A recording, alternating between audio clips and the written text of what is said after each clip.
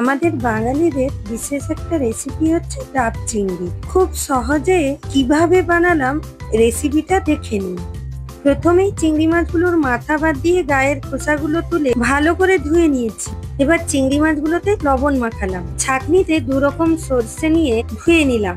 এবার একটি মিক্সিতে সর্ষে, পোস্ত, কাঁচা লঙ্কা ও অল্প ড্রাই নারকেল কোড়া দিয়ে কিছুটা পরিমাণ ডাবের জল দিয়ে পেস্ট করে নিলাম। এখানে আমি শাঁসওয়ালা ডাব নিয়েছি।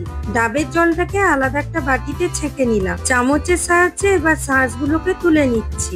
এবার ওই সর্ষে পোস্তর সঙ্গে ডাবের শাঁসগুলো দিয়ে পেস্ট করে নিলাম।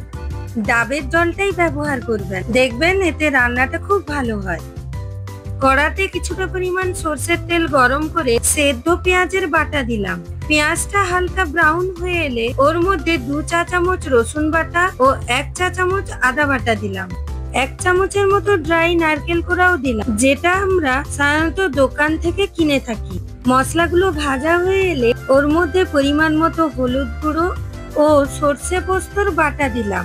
এবার ভালো করে নেড়ে মিশিয়ে নিয়ে তেল ছাড়া হয়ে এলে পরিমাণ মতো লবণ দিলাম। স্বাদ অনুযায়ী কয়েকটা কাঁচা লঙ্কাও দিলাম। কিছুক্ষণ কষিয়ে নিয়ে চিংড়ি মাছগুলো ওর মধ্যে দিয়ে দিলাম। এবার ডাবের মধ্যে গ্রেভি সমেত চিংড়ি মাছগুলো ঢুকিয়ে দিলাম। আমি এখানে 1 কাপ নারকেলের দুধ ওই গ্রেভিতে দিয়েছি।